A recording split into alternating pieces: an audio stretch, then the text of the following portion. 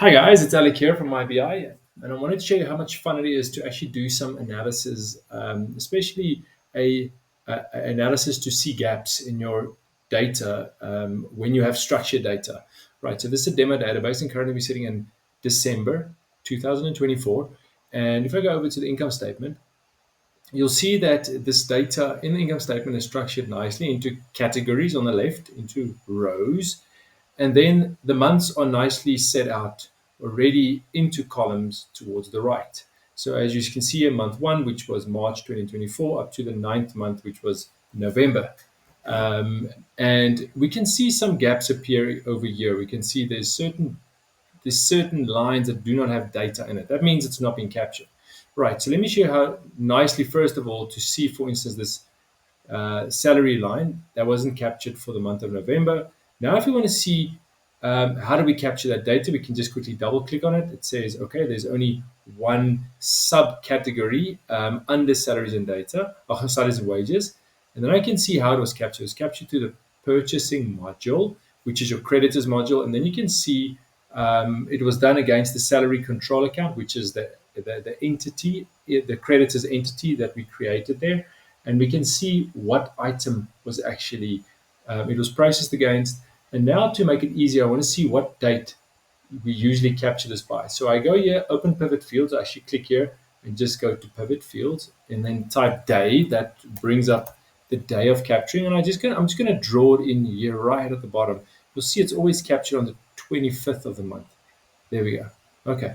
So now I just jump over into my suppliers, which is an easy way and also a structured way to capture data quickly.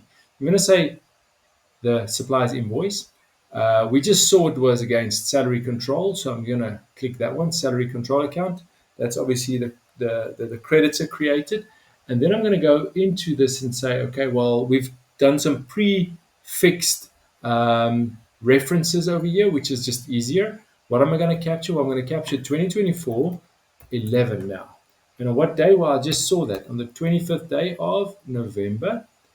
Okay, and we can say it's payable on the next day.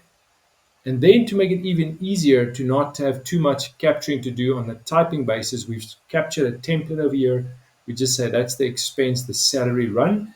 This brings up a whole line of data. In this case, we've used our unit of measure as the employee number, 001, and then it goes 002, and you'll see it's gone up to 008 over here. Anything that's standard, we've already captured. So the net and the PAYE, SDL, UIF, we've already pre-captured over here per employee. And then we've left this line, this bonus line open. So I can now go and say, okay, this guy did meet the actual criteria to get a bonus. So I'm going to go there. This guy met it as well. This guy only made it halfway. So I'm going to give him a 50% bonus. And then let's say, for instance, this guy is open, but he made a 15,000 Rand bonus.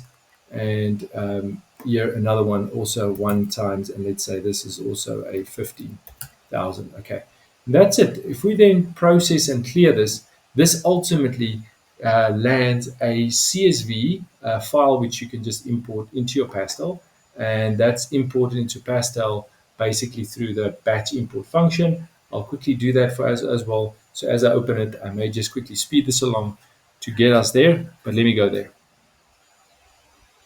All right, guys, so yeah, I'm in this Pastel database, the demo one, and I'm just going to do the import, as I just said. I'm going to go to the creditors module, supplier invoice, batch import, and then just search for that quickly. There we go. It's going to go into the My Suppliers environment. There we go, supply invoice, and there it is. Import, and it's going to say one has been successfully imported. There we go.